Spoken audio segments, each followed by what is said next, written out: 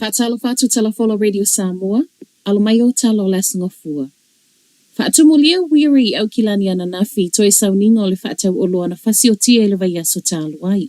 O le ana mole mawina ilona ai nga faanoa noa. Le pale mio New Zealand Jacinda Ardern, suyo le malo, faapele to atelo le community toe sauninga chanak patau, tolu faatau sanga, mai initia. Ilia sauninga na faamatala inai, o lewa maliu sa yailo la ua faamoemoenga malana vai, faia sa la ua lava pisinisi, ile lumanai, mai maliu. Ele I atoa se lua vai aso talua na o mai Hamilton I au kilani eno nofo ai. Ma va aile fale o loa lea na ngā o ia a o malo loa ai e ana. O le ua mo lia tolu whātau sanga le whasi o tangata whaapeo se tasi na tii poti mai au se tali ele amatanga o le tau sanga nei. Ma ele o mawhaio na wha eiloa mafua anga na tii poti mai ai, o na oa iai ngā wha le tūla fono. O ia lea na maua mai e leo ele pōla so wharaile mai ni o leni se sifo au kilani. E seile isi to alua wha au popo, lea fo ina ave leo ile wha ai ungo le vaiaso, fiso o tae, malemata upule nei. A o whaiai toe sauninga na nafi. O lea fo ia lea ngata na tapu ni ele telo pisinisi lai ti Hamilton e wha alo mo patau. A o seva no fo iwa wala au mai ai watatau o na whaia se suinga. O le soe lea ngata e fono ai le kāpene tai tala noa a walo pui ngai wha awhitai iai whainga solitu la fono nei. A ua tau ai fo ima le solo te tele wha atatau lava ile nei mata upu. E whaawa upeo na solo te tangata whai ngā luenga le Auckland University se ia vanga na ua mali lie yo lato tatongi. Talo mai whiutana inga ia au kuso, o le ana amata whaia a whaaso e whailoile te o le au whai ngā luenga, o loo I lalo le uni. Ato ai ma le tala I le whailoa ina grades po o whai ungo su e ngā whanau.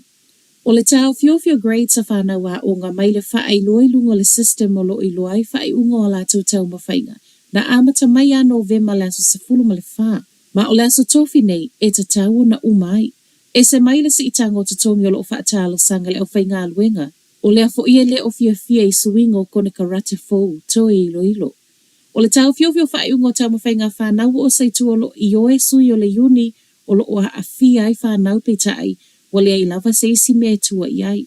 I reporti a leitua New Zealand, e iwa pasene le siitanga wa au mai le universite whai ei tutono le lua tau sanga, ma le se fulu tasi pasene mo le au whai ngā luenga o lo tutongi, ono se fulu wafe anga I lalo. Peitai au tali mai le universite ma tau ma whai e whetu una I male uni, fulinga mai le o mali lie le au whai ngā luenga o lo I lalo le uni. To atele au na ngā whale mai la I tua e le o toe tali ina nisi ngasa se fou o fia le sitala.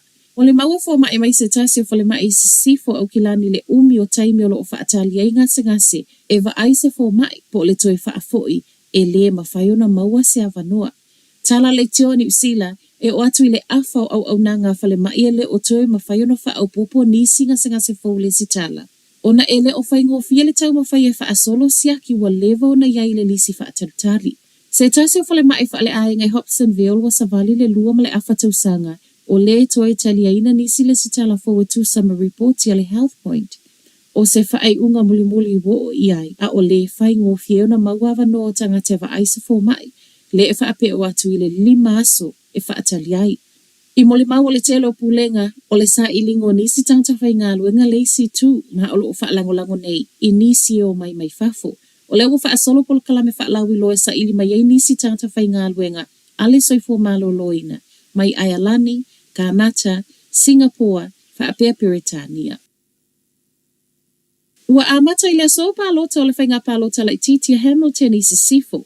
O le tau nei wa tatala I whai toto o le valu no fua ngai whaiei palota tangata palota o le tūmalo. Ma o lo o whaamoe e o atu laso se fulo te sema wa si itia I le lua se fulu whale palota.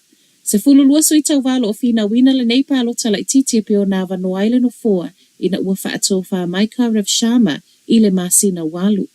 A o tatala I lewa no mo palota, o le fiafia na neo le awhaiei lafo inga whaatupu manatu a sui momo e to alima, ma o se polo kalame o lo tu whaatasia e le Chamber of Commerce a Waikato. Matala muli, whaitau se fulu afe tangata ngā lulu e le soifua maloloi no le amaua si itanga o lato tutongi.